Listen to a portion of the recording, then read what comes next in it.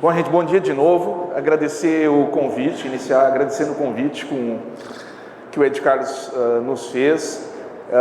Uma satisfação, um prazer estar aqui na comunidade de Rondonópolis, aqui no Mato Grosso. Mais uma vez, graças a Deus, tenho vindo com bastante frequência. Acho que 2 meses atrás eu estava lá em Nova Mutum. Então, para mim é sempre uma satisfação bastante grande. São 25 minutos, eu tive que fazer escolhas em relação a esse tema.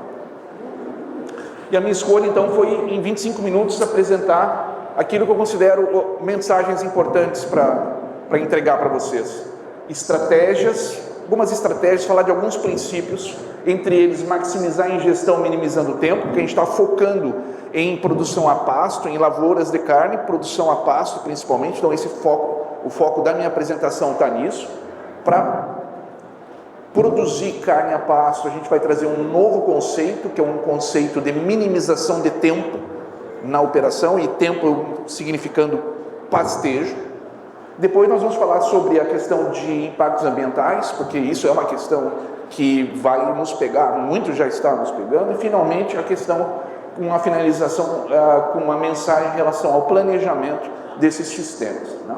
Então eu vou transitar entre alguma coisa assim mais científica, passando por algo assim um pouquinho técnico, às vezes vou para o prático e volto de novo. Então a questão é a mensagem que eu vou passar para vocês. E as mensagens são pilares, princípios de manejo e de construção de ganho de peso nos sistemas pastoris. Essa aqui é uma foto de Rondonópolis, há cerca de uns 2, 3 anos atrás, propriedade do Sr. Nelson Poricel, para falar sobre lavoura de carne. Cruzamento industrial, pastoreio rotatino, que está sendo trazido aqui pelo GPIS, pelo grupo do professor Ed Carlos, esse conceito de manejo, né? Passos de Mombaça, para a gente falar sobre lavouras de carne. Lavouras de carne, na prática, é isso que vocês estão vendo, isso seria uma imagem. Pastos de excelência, genética de excelência. Isso é lavoura de carne, significa olhar pastos com o mesmo nível de profissionalismo de quem olha lavouras de grãos. Mas esse é um olhar, né, prático, da prática.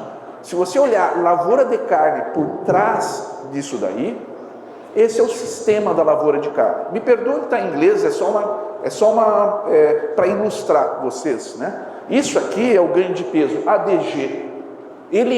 O ganho de peso daquela foto vem de um monte de processos. Um monte de coisa que acontece dentro do rumen do animal, fora do rumen do animal, genética, consumo, qualidade de forragem, topografia, quilômetro caminhado, água. Esse troço todo se junta para lá no final a gente ter a saída de tudo isso que é ganho de peso. Então, do ponto de vista científico e de estudar essas coisas, a gente tem que acompanhar cada um desses quadradinhos para saber como é que chega no final com ganho de peso em pasto. E por um trabalho muito recente, isso aqui vai ser minha última lâmina em inglês, me perdoe só por isso, mas ele é muito recente, esse trabalho que nós produzimos lá no Sul, fazendo uma meta-análise de experimentos em pastejo, relacionando consumo predito com consumo avaliado em experimentos de pastejo, tudo isso para explicar para vocês que qualidade de pasto afeta ganho de peso em 12% de todo o ganho de peso. Do ganho de peso, 13% vem da estrutura do pasto e do processo de captura. Qualidade mais biomassa, estrutura e ingestão é 30%. O resto é outra coisa. E muitas vezes que você nem manipula. Tempo, temperatura, caminhada. Isso é lavoura de carne por trás da foto. Muito bem. Quais são nossas condições de produzir lavoura de carne no Brasil? Eu gosto desse slide porque ele mostra da esquerda para a direita, né? Meu colega gaúcho ali, ó, do Colorado para o Grêmio. É um slide antigo, porque aqui o Grêmio era o melhor, tá? Vai para a direita.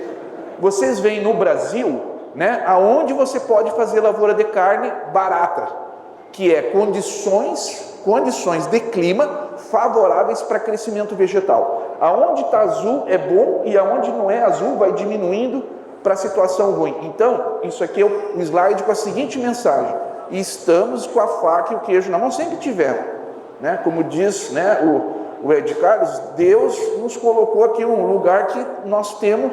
Se a gente vai reclamar de seca, só pode reclamar se a gente não olhar alguns lugares do mundo aí, que aquilo é seca mesmo, seca de anos, seca de sempre, de todo sempre. Nós temos toda a condição de produzir biomassa no Cerrado, no sul do Brasil. Então a gente pode fazer, e nós somos um dos poucos lugares do mundo aonde se pode fazer lavoura de carne. Nós temos essa capacidade, esse potencial edáfico. A gente pode ter um mar de oportunidades. Um monte de variedades tropicais, temperadas, quase tudo pode ser usado no Brasil, diferentemente de outros países. E além disso, que é uma preocupação bastante importante hoje, é competição de gado com alimentação humana. Tem muito debate sobre isso em nível internacional, e nós somos um país em que se usa muito pouco alimento que compete com nutrição humana. Mas ao mesmo tempo, né, como eu tenho visto, pelo menos aqui no Mato Grosso, né, uma expansão muito forte de uso de suplementação, que eu diria assim, de certa forma, vou chamar de pouco cuidadosa, né, é preciso levantar assim, um sinalzinho, né, amarelo, para cuidado com composições de suplementos que venham a competir com nutrição humana. De forma geral, os ruminantes estão muito bem nesse aspecto, porque somente 86%, somente o inverso disso, 14% da alimentação de pecuária, que vai além de ruminantes, né, compete com nutrição humana. Então, pecuária de pasto, que é a característica do Brasil, desse ponto de vista, está muito bem dentro do cenário internacional. Um outro ponto importante que a gente tem que pecuária ao mesmo tempo de maximização de lucro, é entender, e aqui eu uso um trabalho que é bastante conhecido sobre a questão do pasto.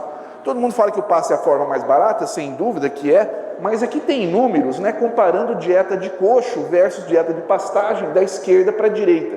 O custo relativo da dieta do animal aumenta, né, vai em 2,5 vezes mais, quanto maior a quantidade de coxo dentro da dieta do animal. E sistemas de produção, ali está os Estados Unidos, Dinamarca, né, Holanda, etc. Da esquerda para a direita, você vem em direção à Austrália e Nova Zelândia, que são sistemas pastoríços. Quanto mais pasto na dieta dos animais, menor o custo e mais competitivo é a sua produção, né? Mas a outra coisa interessante também, nesse caso aqui são dados para a produção de leite, né? Quanto mais pasto na dieta dos animais, também se você analisa o ciclo de vida completo desses sistemas de produção, as emissões de CO2 equivalentes são menores nos sistemas pastoríços comparado aos sistemas quanto mais coxo dentro da dieta do animal. Vamos passar agora para o que muda, e aí eu vou construir agora uma novidade, um conceito novo de manejo para esses sistemas, né? O que muda para além das tabelas de requerimento nutricional, que eu vejo que é um pouco quando o pessoal se perde no ramo da nutrição animal, no ramo da zootecnia, da agronomia, da veterinária, quando vai entrar para o lado da pastagem, certo? Que é como ter esses requerimentos, como associar isso a uma situação de pastejo. Porque os requerimentos nutricionais, eles são quase todos avaliados no sistema, vamos dizer assim, controlado sob coxo. E quando entra o pasto, tudo aí, aquelas tabelas começam a ter problemas ali. O que acontece nisso aí? E como construir essas lavouras de carne? Então, uma primeira mensagem para construir essas questões no ambiente pastoril é a questão relacionada à eficiência de colheita do investimento aportado. Eu uso essa meta-análise de pastagens tropicais, que ela me ajuda bastante, para passar a seguinte mensagem. Primeiro, quando a gente fala da lavoura de carne, é pasto no seu top, ele não está faltando nada, né, do ponto de vista nutricional. Pastagens adubadas, cada quilo de nitrogênio, usando o exemplo do nitrogênio, produz 25 quilos de matéria seca de pasto, produz 1,5 kg de peso vivo e produz 11 quilos, quase 12 litros de leite, né? Isso é uma relação que eu venho a cada semestre com meus alunos, independentemente do custo, né, do nitrogênio alto, da pecuária baixa, o inverso, sempre isso aí fecha muito tranquilo.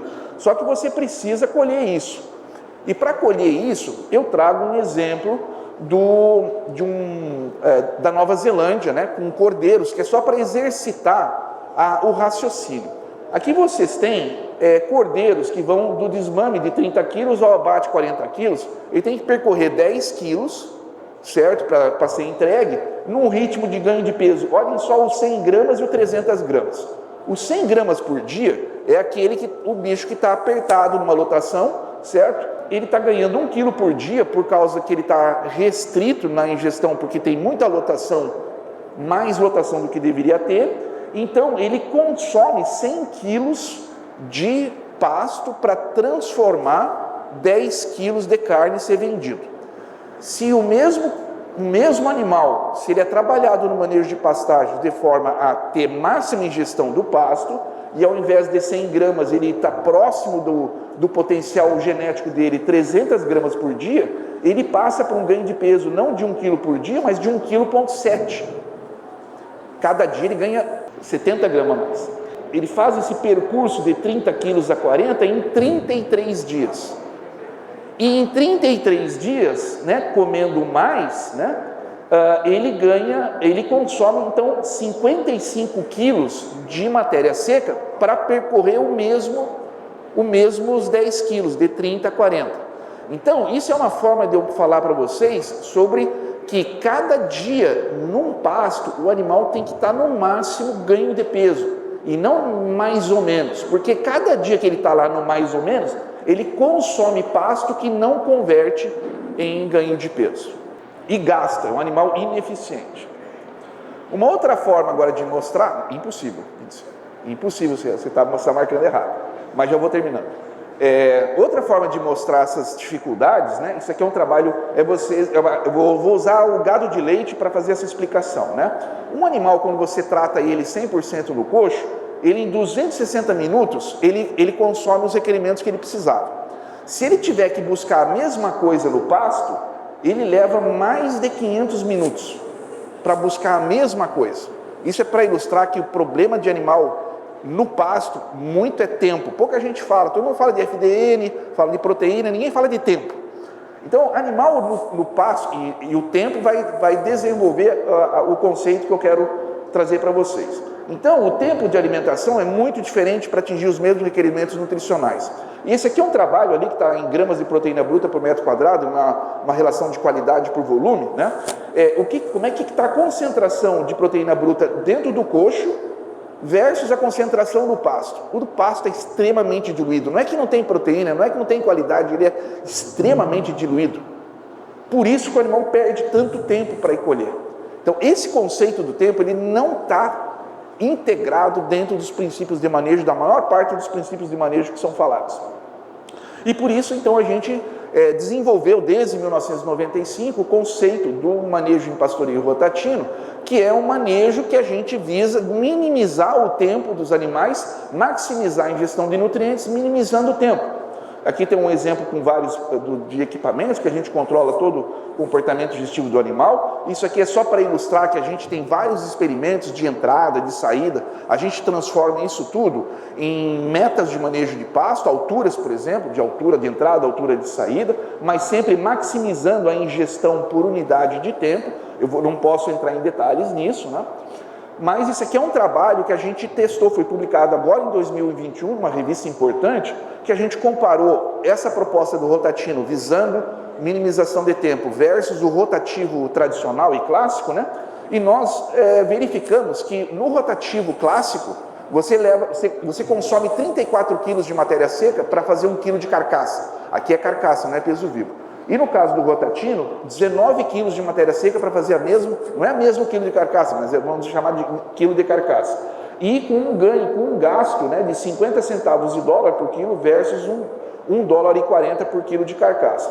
E emitindo 62% menos de metano. Isso aqui resume bastante do que eu quero repassar para vocês. A gente tem não somente produzir lavouras de carne e a pasto, mas o pasto ele tem que se demonstrar eficiente com baixo custo, alta eficiência e com baixa emissão de metano, por exemplo, em relação à produção. Então, isso aqui são exemplos, eu vou ter que passar rápido, né, de ganho de peso, são estudos com médias de 15 anos de ganho de peso. Dificilmente vocês vão ter experimentos com 15 anos de ganho de peso. A gente ali aponta quais são esses estudos, né, mostram exatamente qual é a altura ótima de uso do pasto para maximizar ganho de peso. A gente está demonstrando ali que você consegue com pastos, nesse caso aqui são pastos do Rio Grande do Sul, que são de melhor qualidade, porque são pastos de inverno, mas a ilustrar para vocês que nós conseguimos quase 1,1 kg por dia, 100% pasto, média de 15 anos, num experimento que a gente roda pasto com lavoura de soja. Ganhos por hectare na ordem de 450 kg de peso vivo por hectare. E essas mesmas alturas são aquelas que minimizam as emissões de metano por unidade de ganho de peso. Então, esse juntar de ganho de peso com emissão de metano, isso tem que ser decorrente cada vez mais nas nossas conversas daqui em diante, né? E para finalizar, então, né, aqui vocês têm uma imagem das emissões de metano de um satélite. Hoje você consegue transformar imagens satelitárias, né, em visualização de metano. Da esquerda para a direita são os problemas, né, de metano. E vejam o Brasil lá. Metano, hein? Metano. Não tem um vermelhinho em cima, né? Mas a gente está nesse jogo e é complicado ele, né? Então o metano tem várias origens, dependendo do país tem as suas coisas, né? E aqui uma nota sobre a COP26, né? Que é o que eu estava introduzindo, né? Essa comparação de gado com carro, isso é a pior coisa que pode acontecer, né? E em relação a gente estava até jantando ontem lá com o Ed Carlos, né? Falando sobre veganismo e essas coisas que estão acontecendo agora, né? Eu estava ilustrando num dos trabalhos que a gente tem, né, sobre esses jovens que estão decidindo não comer carne para salvar o planeta em relação a isso tudo. Aí eu perguntei na mesa, você sabe quanto ele está salvando o mundo deixando de comer carne, né? E o pessoal não tem ideia disso, né? Então eu vou passar para vocês porque eles acharam interessante o que eu coloquei. A pessoa passar um ano todo vegano, vou colocar de outra forma. Esse jovem tem que passar 2 anos vegano, sem comer carne nenhuma, para abater uma única viagem dele para Disney, de avião. Em 1 ano de vegano, você economiza 800 quilos de CO2 equivalente. E numa viagem internacional, você gasta, cada um que está sentado no avião, gasta 1,6 toneladas de CO2 equivalente. Então, isso é uma piada. Eu sempre digo, a gente sempre tem na universidade as pessoas que fizeram essa decisão. Eu digo, pode ser vegano, não tem nenhum problema, só não diz que vai salvar o planeta do metano sendo vegano. Vai encontrar uma outra coisa, por isso não. E metas para reduzir metano em manejo de pastagem, a gente publicou recentemente um trabalho, e eu falo rapidamente para vocês, não vou explicar, 700 gramas por dia. 700 gramas por dia, média anual de ganho de peso em pastagem, é a média que minimiza a quantidade de metano por unidade de ganho de peso. Então fixem nesses números, né? A gente publicou isso recentemente, e é uma meta, se você estiver interessado em vender, digamos assim, a sua produção em relação às emissões de metano, essa é uma meta a partir do qual, se é 800 gramas, 900, 1 quilo, aí tudo não importa. Agora, antes de 700 gramas por dia, o seu sistema provavelmente é emissor. Finalizando também, isso aqui é sobre bem-estar animal. Por quê? Porque esse é um trabalho de 2 meses atrás, nós publicamos numa revista internacional também, sobre bem-estar animal, comparando a proposta do Rotatino, que é deixar os animais numa ingestão próxima do natural, sem forçá-los a comer mais baixo, num rotativo, por exemplo, e comparado com o rotativo clássico, onde os animais expressam mal-estar por serem obrigados a comer partes das plantas que eles não queriam. Essa é uma das primeiras comprovações que existem na literatura mundial e vai colocar em xeque muitas dessas propostas de manejo que andam pipocando por aí, né? Que chamam de... tem vários nomes, tem Voisin, tem holístico, tem regenerativo, tem cell grazing, tem Santa Maria, tem um monte de nomes, e invariavelmente todos eles forçando os animais a comerem coisas que eles não gostariam de estar comendo. Quando você faz isso, você mede os metabólitos sanguíneos e os metabólitos demonstram que os animais estão em mau estado. Então, para finalizar rapidamente, finalizando sobre o planejamento, o design, como eu não aplico isso tudo nos sistemas de produção, né? Então, na nossa proposta dessa visão da produção a pasto, tudo começa no bocado, né? São os tijolos, é o início do ganho de peso, é o bocado a bocado, é assim que se constrói ganho de peso, né? E depois, né, nessa engenharia da produção de sistemas, né, você tem que fazer o planejamento, o argumento espaço-temporal, que é onde ficam as coisas, onde é que estão as glebas, que passos tem, até fazer esse design. E isso é um processo de construção importante, de planejamento dentro da propriedade, que eu tenho visto no Mato Grosso, dando um exemplo bem geral assim, pouca diversidade de pastos dentro dessa construção. Tá? E excesso de uso, eu diria, de suplementação. Né? Então, assim, são esses planejamentos. Essa aqui é uma tese recente que a gente trabalhou junto com um grupo francês, lá de Toulouse, do INRA lá de Toulouse, sobre como fazer esses planejamentos junto ao produtor rural, né? Então não vou entrar em detalhes, né? Mas esse planejamento espaço-temporal, a gente tem que exercitá-lo, ele é muito importante porque isso significa fluxo de caixa, isso significa planejamento forrageiro, tapar furos, né, de produção de forragem ao longo do ano. Isso aqui foi quinta-feira dessa semana, né, junto com alunos e com produtores rurais. Nós temos um jogo sério chamado Cipa Game, que é um jogo, entre aspas, mas é sério, onde a gente joga. Isso aqui é uma propriedade verdadeira. Essa aqui são as glebas, cada quadradinho desses são 50 hectares, cada cor é um tipo de pasto ou de lavoura, pode ser soja, pode ser milho, né? E os cifrões são os níveis de investimento que os estudantes escolhem para apresentar um projeto para os produtores, um projeto real, e cada escolha tem um impacto financeiro dentro da propriedade. Então, esse planejamento, essa estratégia no tempo e no espaço, ele é muito importante de ser trazido para planejamento dentro das propriedades rurais. Tá? Eu acho que agora deu 25 minutos. Então era isso, perdoe que 25 minutos é um tempo curto, então eu escolhi dar alguns princípios para vocês, né, algumas mensagens, e era isso, então muito obrigado, eu fico à disposição.